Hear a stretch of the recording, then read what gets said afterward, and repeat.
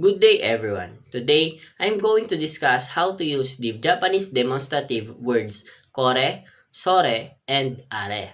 These words are used to point out objects depending on their distance from the speaker and listener. I'll be sharing several example sentences for each. Kore for things near the speaker, sore for things near the listener, and are for things far from both.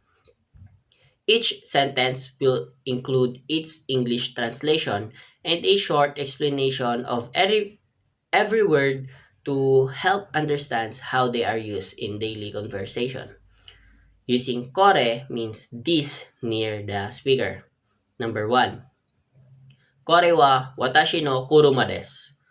In English, this is my car. Kore means this or near me. Wa means topic marker. Watashi no means my. Kuruma means car. Des means is. Number 2. Kore wa atsui kuhi desu. In English, this is hot coffee. Kore means this. Wa means topic marker. Atsui means hot. Kohi means coffee.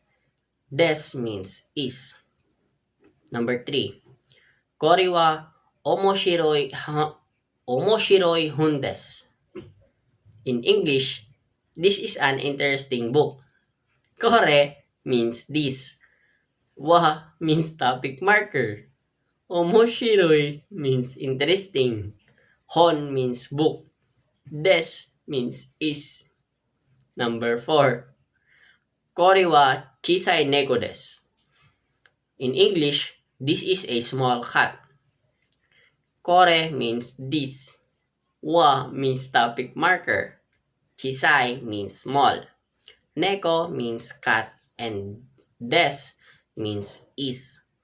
Number 5. Kore wa watashi no pasokon desu. In English, this is my computer. Kore means this. Wa means topic marker. Watashi no means my. Pasokon means computer. Des means is. Using sore, using sore or that is the near the listener. Number 1. Sore wa anata no kaban desu ka? In English, is that your bag? Sore means that or near you. Wa means topic marker. Anata no means your. Kaban means bag. Desu ka means is it? Number 2. Sore wa samui mizu desu. In English, this is cold water. Sore means that. Wa means topic marker. Samui means cold. Mizu means water. Des means is. Number 8. Sore wa kirei na shashin desu ka? Sore wa kirei na shashin desu ne. In English, that's a beautiful photo, isn't it? Sore means that. Wa means topic marker. Kirei na means beautiful. Shashin means photo. Desne means isn't it? Number 4. Sore wa omoi kaban desho? In English, that must be a heavy bag. Sore means that. Wa means topic marker. Omoi means heavy. Kaban means bag. Desho means probably or must be. Number 5. Sore wa tanoshi uta deshita. In English, that was a fun song. Sore means that. Wa means topic marker. Tanoshi means fun. Uta means song. Deshita means was. Using are or that over there, far from both listener and speaker. Number 1. Are wa Toiyama desu. In English, that over there is a distant mountain. Are means that over there. Wa means topic marker. Toy means far or distant. Yama means mountain.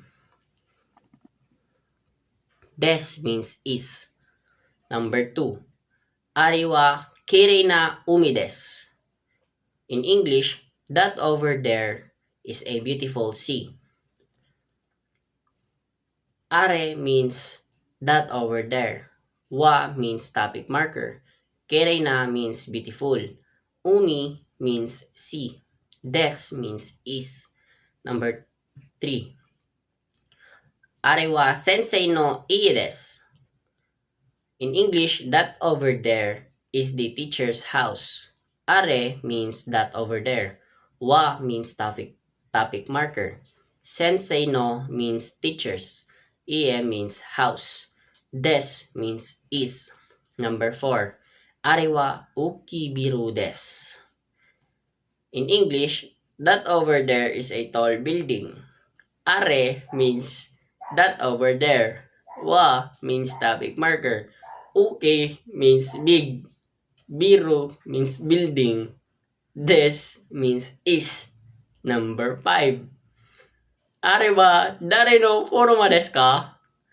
In English, whose car is that over there? Are means that over there. Wa means topic marker. Dare no means whose.